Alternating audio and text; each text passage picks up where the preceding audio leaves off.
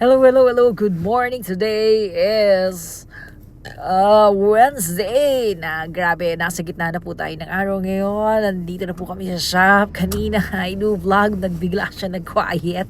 Okay, so na-mute po siya. Kaya nag-drive na po tayo. And I am so happy to see every one of you. Time check, and na po, we leave at 6:30 in the morning.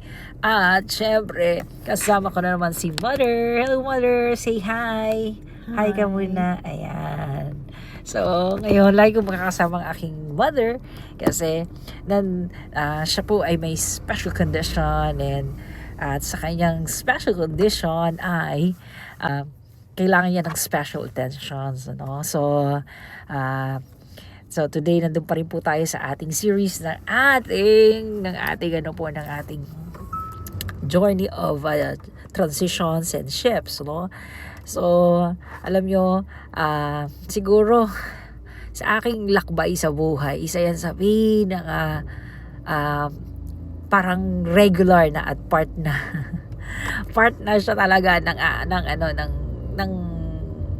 aking lakbay. Hindi na siya so surprise. One, because we answered to a call of God, and the call of God is not only just to be a minister, to be a pastor, but to be in a mission field. Okay, so pag sinabi natin nasa mission field or may missionary work, is talagang nagmo-move from time to time.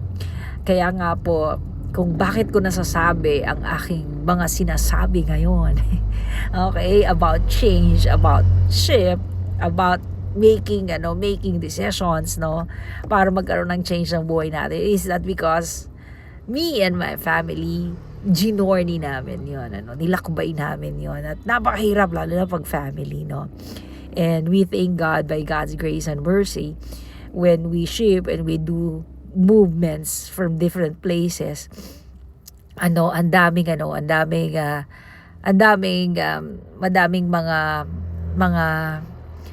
mga bagay na sabi nga natin, minomold ang Panginoon. Okay, to every one of you, like in our journey, no, sa ating mga shift o transition sa buhay, no, alam nyo, talagang yan, isa siya sa mga bagay na hindi natin pwedeng tanggihan o i-resist, kasi pag ni-resist mo yan, yung transition, yung shift, no, hindi mo mararamdaman yung talagang depth ng growth sa buhay mo. So, ang lalim ng iyong buhay ay nakadepende sa mga decisions mo to transit and to do some shifting. Okay, so like I said, I can identify to those who are OFWs, to those immigrants, no. Ang dami kasi namin nilakbay. I think we're out of the country for more than 20 years. And then coming back here in the Philippines, also because we answered to the call of missions and deciding na we go back and decide to bless our country with our giftings, with our calling, no. So when we come back, it is not really different, very very different. Sabi nga, parang different in your own home. So change again, mag-change ka. Kaya remember, one of my series here, sinabi ko calibrate, no, may change talaga. So kaya ang daming change, no, at maraming surprises.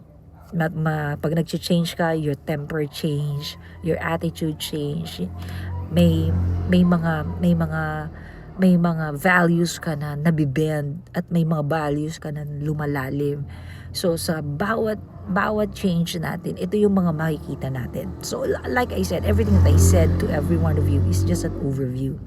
But to start a change, ito yung ating pag-uusapan, is to first understand the power of decision. So when you make a decision, dun nagsisimula talaga. Yun ang pinaka beginning ng change. At sabi nga natin, initial lang yun, at lumalalim yung decisions na yon when you of course start to make actions. So siguro first, paano ba ako magde-decide? Yan. So siguro bigyan ko lang kayo ng ilang mga bagay. Number one is first, kung gusto mo ng change, kailangan may didesisyonan ka na isang bagay na alam mo na yun ang magpapachange sa buhay mo. Okay? O magpapachange sa situations mo. Second, I need you to pray about that decision. Kasi kailangan pinagpe-pray mo yan. Alam mo, when I decided to absorb my mother, kasi nga may special condition siya, and then nasabi sa akin ng aking the one who will take care of her, which is ang aking kapatid, no? Sabi ko nga, no, I think I will pray about it kasi talagang challenging to. Kasi magiging challenging din. Hindi ko kino-concern much of me. Ang concern ko is much of her. Kasi mag-change siya no? And she is 80 years old na meron siya dementia. So, 80 years old, no? So, talagang malaking change ito, no? So, sabi ko nga, Lord, madidisorient siya, and she keep on asking, what is this and what is that, no? So, it's really a big change, no? Pero natutuwa ako, no? I was always praying for her na maka-transit siya. Kasi, tandaan natin, in every change nga po, it can make you or break you. And I hope that it will not break her. Same thing to every one of you na gusto ng change. I hope this will not break you, but this will bring you breakthroughs in your life and will make you as a new version of yourself, a new direction of your life, and a new season of your life, no? So, yun yung yun yung power. Yun yung power talaga ng decision making. Kaya nga, sa moldings ng buhay natin, isa yan sa mga factor na kailangan nating matutunan, kaya nga sa mga good leader, being decisive and being in a decisions palagi is a great attitude of a character of a good leader, no? So in our lives, pag magdidesisyon na tayo, like I said, you pray about it. Thirdly, kailangan meron kang peace of your heart. Kailangan nararamdaman mo yung peace na galing sa Panginoon. Payapa yung puso mo nung dinesisyonan mo to. Kasi ang dami kong stories, so I would like lang to give sides na when I said na, Lord, I will take care of her, okay? Kasi sige po, may peace naman po ako. And then one good thing I like about Pastor Marlon, when I told him, kasi syempre asawa ko siya, alam niya yun, magiging journey na to. At syempre, in some way, somehow kasama na din siya doon.